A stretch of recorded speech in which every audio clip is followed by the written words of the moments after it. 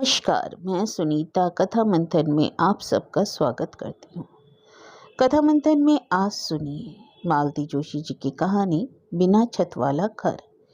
मालती जोशी जी की अन्य कहानी आपको हमारी प्लेलिस्ट से मिल जाएंगी, लिंक आपको आई बटन में मिल जाएगा। सुबह सुबह किचन में खटर पटर सुनकर मैं कमरे से बाहर आई। देखा सौम्या गैस के पास खड़ी है। अरे इतनी सुबह किचन में क्या कर रही हो? चाय बना रही हूँ। तो मुझे आवाज़ दे देती। मुझे लगा रात इतनी देर से सोए हो तुम लोग, देर से ही उठोगे इसलिए मैं भी लेटी रही।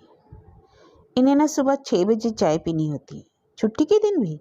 हाँ, मन हुआ तो चाय पीकर फिर से सो जाएंगे। अच्छा मम्मा आपको भी बना दी है, ब्रश करके ले लेना।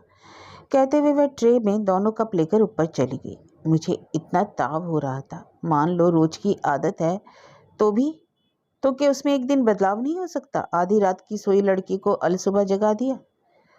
पग फेरे के बाद पहली बार आई है सौम्या, वह भी कॉलेज की एल्यूमिनी के लिए। दोनों साथ ही पढ़े हैं, इसलिए समीर भी आया है। कल सुबह की फ्लाइट से दोनों आए थे। आते ही नहा धोकर निकल गए थे, जो शाम को लौटे थे। फिर तैयार होकर जो गए तो आधी रात को लौटे। माँ के पास इत्मीनान से 5 मिनट बैठने का भी बेटी के पास समय नहीं। लोग ठीक ही कहते हैं, शादी के बाद बेटी पराई हो जाती है। 9 साढ़े 9 बजे वह नहा धोकर झूठे कपलेट लेकर नीचे उतरी। पार्वती करेले छील रही थी। हाथ बढ़ाकर उसने पहले तो ट्रे ले ली, फिर सौम्या को गले से लगाकर खूब प्यार किया। कल की आई हो बिटिया और हमें आज दर्शन मिल रहे हैं, उसने शिकायत की। हमें भी सिर्फ दर्शन ही मिले हैं पार्वती, कसम है जो 5 मिनट पास बैठकर बात की हो, मैंने कहा। हम दोनों की शिकायतों को नज़रअंदाज कर उसने कहा, मम्मी घर में कोई और सब्जी होगी?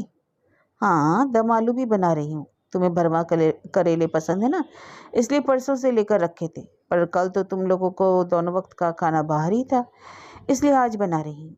ये न करेले बिल्कुल नहीं खाते, और कोई सब्जी हो तो देखती हूँ, कहकर वह फ्रिज खंगालने लगी। फिर 4-5 बैगन पार्वती को पकड़ाते हुए बोली, काकी थोड़ा मसाला बचा लेना और इनमें भर देना, पर मिर्च बहुत तेज तो नहीं है ना, ये ना तीखा जरा कम खाते हैं।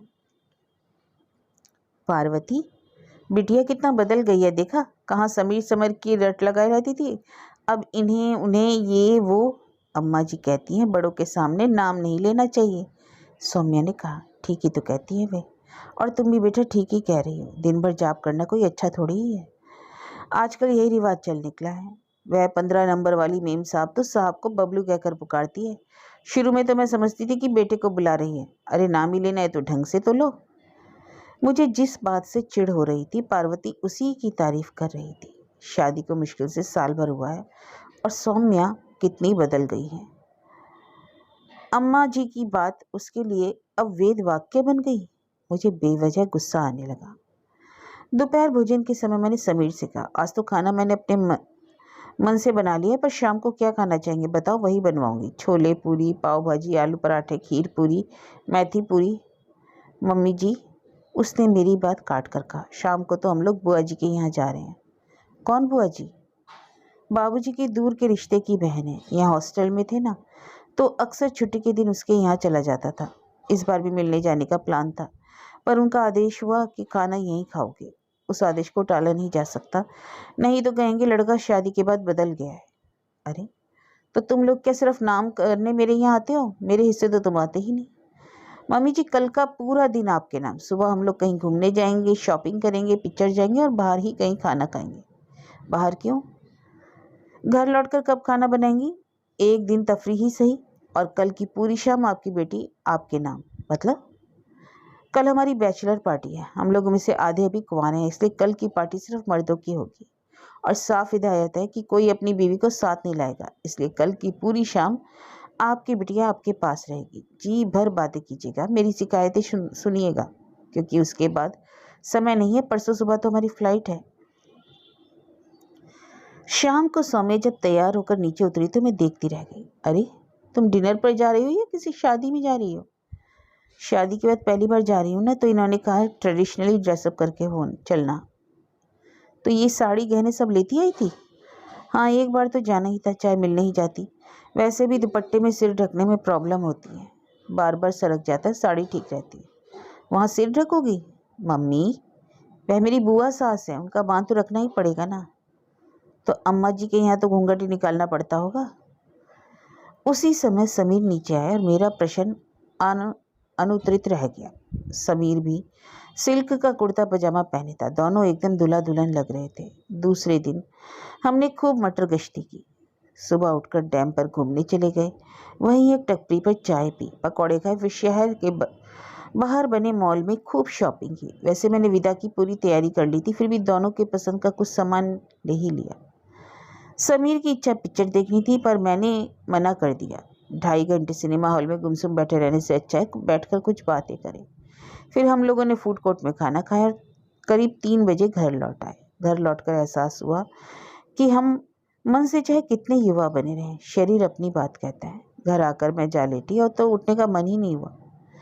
6 बजे सौम्या चाय लेकर आई। तब भी मेरी आंखें बंद हुई जा रही थी, पर अब सोना संभव नहीं था। पार्वती सिर पर खड़ी थी। खाना तो बनवाना ही था। सौम्या को साथ देने के लिए लड्डू और मठरी भी बनवानी थी। समीर 7 बजे पार्टी के लिए निकल गया। 8 साढ़े 8 बजे मैंने और सौम्या ने खाना खा लिया। सौम्या बोली, मम्मा मैं यहीं आपके पास लेटी हूँ, ये आएंगे तो मैं दरवाज़ा खोल दूंगी, आप मत उठना। पिछले 2 दिनों से हम लोग आपकी नींद खराब कर रहे हैं। इसके लिए इतना क्यों सोच रही है? अकेली होती तो सोती ही तो रहती हूँ। कोई सीरियल वगैरह देखना हो तो देख लो। मेरा तो आजकल सब कुछ छूट गया है। घर में कोई नहीं होता तब टीवी कंपनी देता है, पर अब तुम सामने बैठी हो तो मैं नकली दुनिया क्यों देखूं? कुछ देर हम दोनों के बीच मौन पसरा रहा। फिर मैंने पूछा, समीर लोगों को की पार्टी में पीना पिलाना भी होता होगा? शायद। समीर पीता है? चुप। मेरा प्रश्न उसने जैसे सुना ही नहीं। बोली, मम्मा हमारी दीदी सनू के क्या हाल हैं? बहुत दिनों से कोई खबर ही नहीं। मैं फ़ोन करती हूँ तो डांट देती है कि मत किया करो, वहाँ से करने में बहुत पैसे लगते हैं, पर खुद कभी करती ही नहीं। मुझे तो कब से उसकी शादी की खबर का इंतजार है। हर बार आशा बनती है, फिर पता चलता है कि एपिसोड खत्म हो गया। प्रिया शायद बदला लेने पर तुली है। यहाँ उसे जितने लोगों ने नकार दिया था, लगता है उतने ही लोगों को वह नकार दी गई है।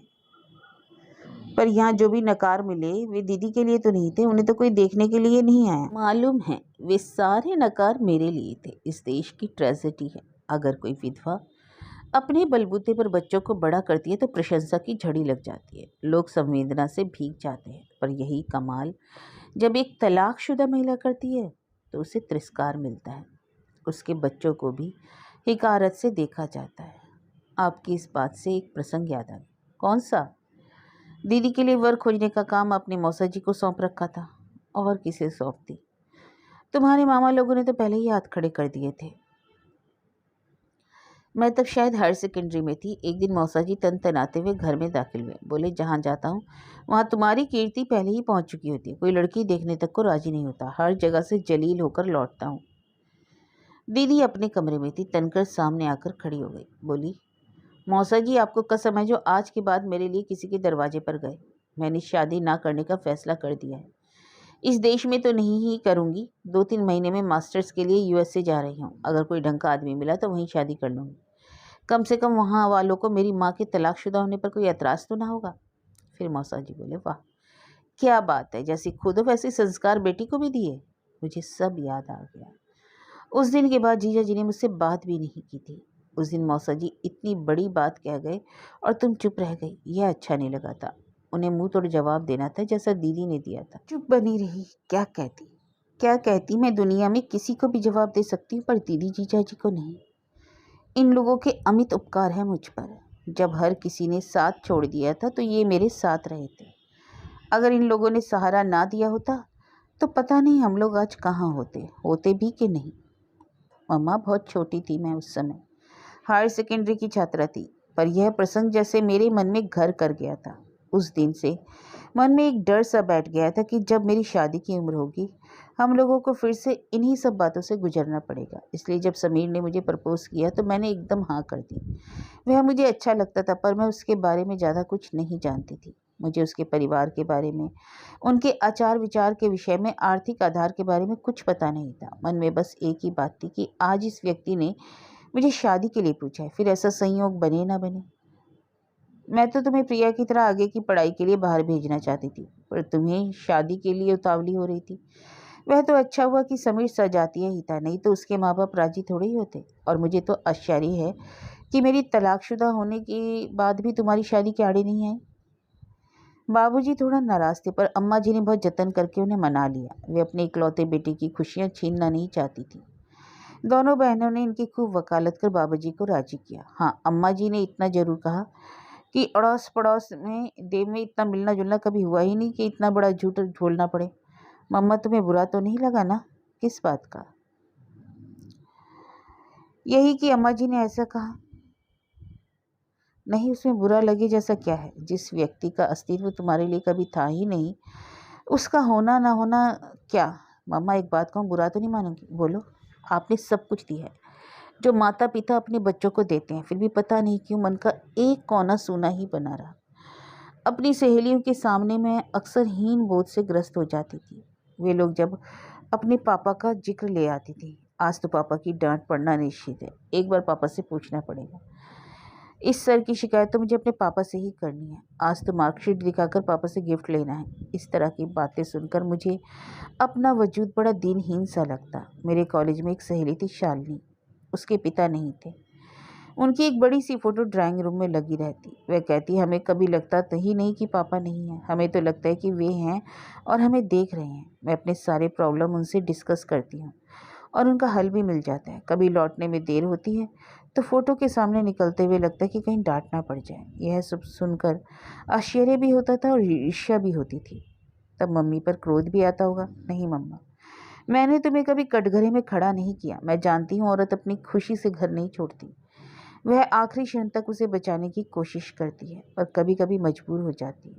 थैंक यू बेटा, मुझे क्लीन चिट देने के लिए, and thanks for showing showing your feelings with me. अभी आपने कहा था ना मम्मा कि शादी के लिए उतावली हो रही थी, पर यह सच है मम्मा। शादी के बहाने मैं एक मुकम्मल घर के लिए उतावली हो रही थी। मुझे ऐसे घर की तलाश थी जहाँ प्यार करने वाली पर समय समय पर डांटने वाली माँ हो, खूब लाड़ करने वाले पिता हों, पर उनके कड़े अनुशासन का मन में एक डर हो। सहेलियों की बातें सुन सुनकर अपने आसपास देखकर मेरे मन में एक कल्पना उभरती थी। मुझे लगता था घर माँ की तरह होता है जो अपने में सब कुछ समेट लेता है, और पिता छत की तरह होते हैं जो आंधी पानी सर्दी गर्मी से घर की रक्षा करते हैं। इसी से मुझे कभी कभी मुझे लगता था कि हम ऐसे घर में रहते हैं जिसकी छत ही उड़ गई है और हम खुले में पड़े हैं। सॉरी मम्मा। सॉरी किस लिए? It is a fantastic idea. मैं और भी कुछ कहना चाहती थी कि उसका मोबाइल बज उठा। सौम्या फुर्ती से उठी और उसने दरवाज़ा खोल दिया। मेरी नींद में खलल ना पड़े इसलिए समीर ने उसे मिस कॉल किया। उसकी समझदारी पर मुझे प्यार आ गया। वे दोनों सोने चले गए। मुझे लेकिन देर तक नींद नहीं आई। बार बार यही सोचती रही, कहीं मैंने अपनी बेटियों के साथ अन्याय तो नहीं किया। सौम्या कह रही थी कि कोई औरत खुशी से अपना घर नहीं छोड़ती, और मैंने 2 बार घर छोड़ा था। दोनों ही बार परिस्थितियाँ असहनीय हो गई थी। पहली बार जब घर छोड़ा तब प्रिया 5 साल की थी। उसे लेकर मैं मायके पहुंच गई थी और जाती भी कहा। ऐसी परिस्थिति में स्वागत की आशा करना तो व्यर्थ था। उन लोगों ने घर में ले लिया, यही बहुत था। 4-5 महीने सब कुछ ठीक चलता रहा, पर धीरे धीरे सबके चेहरों पर ऊब, खीज और बेजारी नजर आने लगी। माँ बाप मेरी चिंता में डूबे जा रहे थे और फिर एक दिन बाबा को हृदयाघात से निधन हो गया।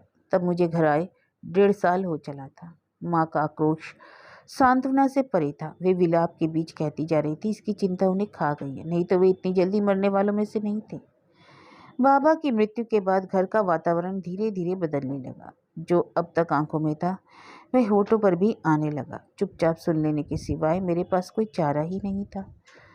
2 महीने बाद माँ को साथ लिवा ले जाने के लिए दीदी फिर आई। उन्होंने सब देखा और कहा, अपमान ही सहना है तो अपने घर में सहो, इनके दरवाजे पर क्यों पड़ी हो? इस छोटी सी बच्ची के मन पर क्या असर होगा, यह तो सोचो।